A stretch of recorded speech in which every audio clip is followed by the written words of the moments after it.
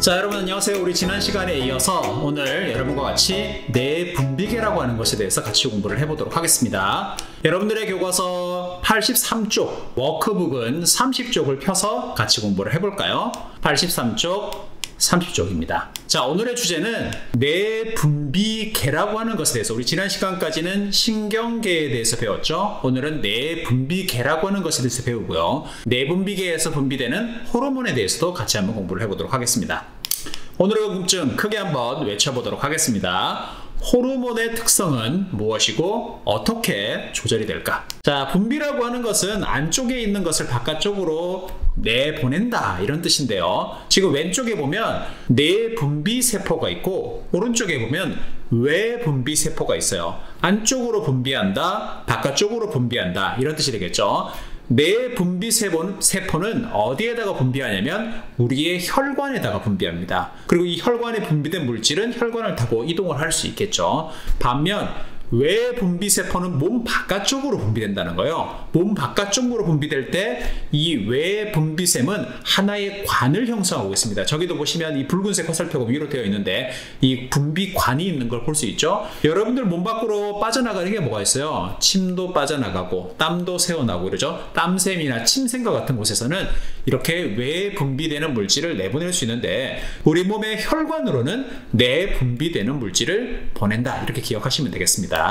자, 왼쪽을 내분비가 일어나는 조직 혹은 기관을 내분비샘이라고 불러요. 반면 오른쪽과 같은 것을 외분비샘이라고 불러주죠. 내분비샘에서 호르몬이라는 물질을 합성할 수가 있습니다. 그리고 이렇게 합성한 호르몬을 어떻게 하냐면 바깥쪽으로 내보내요. 이렇게 내보낸 호르몬은 우리의 혈관을 타고 이동하기 때문에 이 호르몬을 분비하는 조직을 내분비샘이라고 부릅니다. 이 호르몬은 혈액을 타고 흘러가다가 어떤 부분에서는 혈액 바깥으로 빠져나와서 다른 세포에게 작용할 수 있어요. 특정한 호르몬이 작용하는 기관을 표적 기관이라고 부릅니다. 어떠한 타겟이 된다, 이런 뜻이죠. 이 표적 기관은 저 호르몬을 받아들일 수가 있는데 그 이유는 그 호르몬을 받아들일 수 있는 수용체라고 하는 것을 가지고 있기 때문이에요. 자, 여러분들 보면은 어떤 내분비 기관이 있는지 보도록 하죠. 첫 번째는 우리 지난 시간에 간내 봤었죠. 간내는 시상과 시상하부로 이루어져 있다라고 했는데 시상하부는 대표적인 내분비샘입니다. 갑상생 자극 호르몬 방출 호르몬, 이름도 참 길어요. TRH라는 호르몬이 분비가 되고요. 그 아래쪽에 있는 뇌하수체라고 하는 것은 크게 두 가지로 구분됩니다. 앞쪽에 있는 전엽과 뒤쪽에 있는 후엽으로 우리가 구분해 줄 수 있는데, 전엽에서는 갑상생 자극 호르몬, 줄여서는 TSH라고 불리는 호르몬이 분비가 되고요.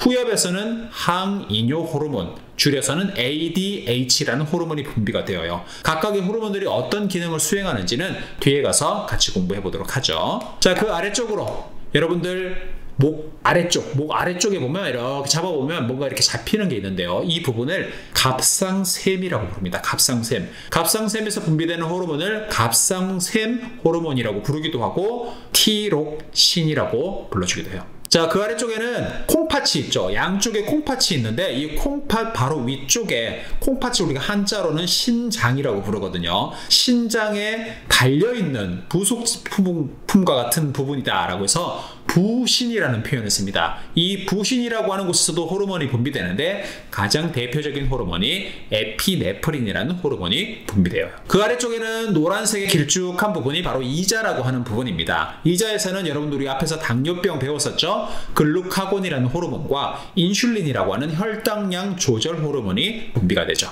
자, 신경과 우리 호르몬 지금 배우고 있는데, 이전에 배웠던 신경은 뉴런이라고 하는 신경세포가 모여서 만들어진 거죠. 뉴런은 특정한 반응기관에 아세틸콜린이나 노르에피네프린과 같은 신경 전달 물질을 분비하여서 어떤 반응을 일으키게 만들어요. 반면 호르몬은 내분비세포에서 분비되는 호르몬이 혈액을 타고 이동해서 표적세포에 작용을 하는 거죠. 크게 봐서는 사실 특정한 세포가 다른 세포에게 어떤 물질을 전달함으로써 신호를 전달한다는 공통점이 있는데요. 공통점 말고도 차이점도 존재를 합니다. 우선 신경과 달리 호르몬은 혈액 이동 속도만큼 그 물질이 이동을 하겠죠. 우리가 앞에서 신경은 마리집이라는 것을 통해서 아주 빠르게 전도가 일어날 수 있고 전달도 가까운 시냅스를 통해서 빠르게 일어난다 이렇게 배웠는데요. 혈액의 이동 속도는 이 속도보다는 상대적으로 좀 느립니다. 그러므로 호르몬은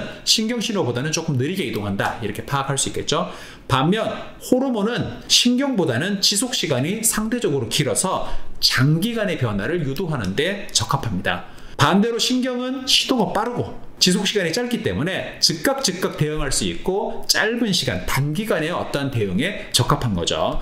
서로 차이가 있기 때문에 각각이 서로를 보완해 줄 수 있죠. 정리해 볼까요? 혈액으로 호르몬을 분비하는 조직이나 기관, 내분비샘이라고 불렀습니다. 침이나 소화액 등과 같이 몸 바깥으로 내보내는 물질들은 외분비샘에서 분비가 된다고 했죠. 호르몬과 결합해서 신호를 받아들이는 물질을 수용체라고 했습니다. 수용체는 신경 전달 물질 수용체도 있고 호르몬 수용체도 있죠. 호르몬을 받아들이는 수용체가 있어서 호르몬의 영향을 받는 기관을 표적기관이라고 우리가 불러주었고요. 내분비샘에서 생성되고 분비되는 것이 호르몬의 특성입니다. 혈액을 따라서 운반이 되고요. 아주 적은 양으로도 신호 전달이 가능해요. 이 매우 적은 양으로 신호 전달이 되다 보니까 그 강력함이 커서 부족할 때와 많을 때 우리에게 큰 변화를 일으킵니다. 그래서 부족하면 결핍증이라고 하는 문제를 일으키고 너무 많으면 과다증이라고 하는 문제를 나타낼 수 있어요.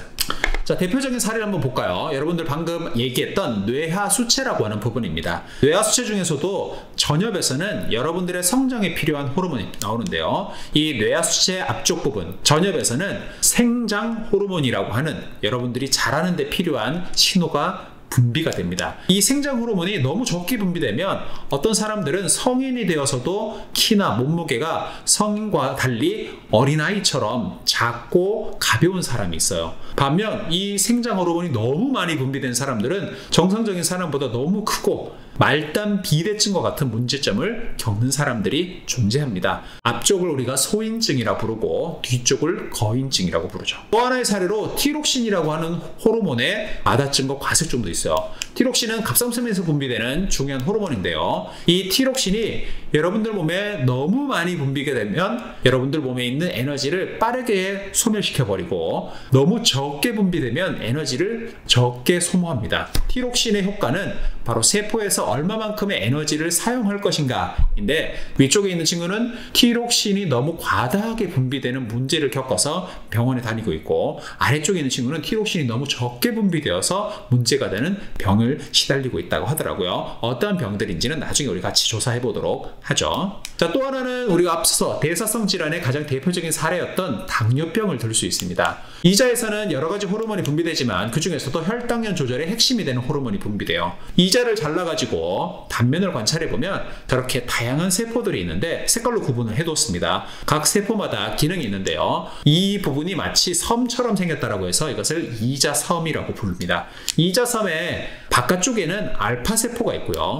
안쪽에는 베타세포라고 하는 것이 있어요. 알파세포에서는 글루카곤, 베타세포에서는 인슐린이라고 하는 호르몬이 분비되는데요. 우리가 앞에서 인슐린이 제대로 분비되지 못해서 혹은 인슐린이 분비되더라도 제대로 작동하지 못해서 혈액의 혈당량이 너무 높아지고 그로 인해서 혈액에 있는 혈당량의 일부가 소변으로 빠져나가고 다양한 합병증을 겪을 수 있는 병을 우리가 당뇨병이라고 했죠. 그럼 이것은 인슐린이 너무 적게 분비되어서 문제가 생긴다. 과소증이다. 이렇게 정의할 수 있겠습니다. 앞에서 봤지만 당뇨는 내가 조금의 어떤 포도당을 잃어버리는 것, 그거는 아주 작은 부분이고 그로 인해서 나타나는 수많은 부작용들이 있습니다. 우리 앞에서도 봤죠. 이 당뇨발과 같은 여러 가지 내 몸에 문제를 일으키게 된다. 즉 호르몬은 일정 수준으로 제대로 유지가 되어야 되지 그 호르몬의 농도가 과하거나 줄어들게 되면 우리 몸에 문제를 일으킨다. 즉 호르몬의 농도 자체가 잘 조절이 되어야 되는데 어떻게 조절되는지는 다음 시간에 한번 공부를 해보도록 하겠습니다.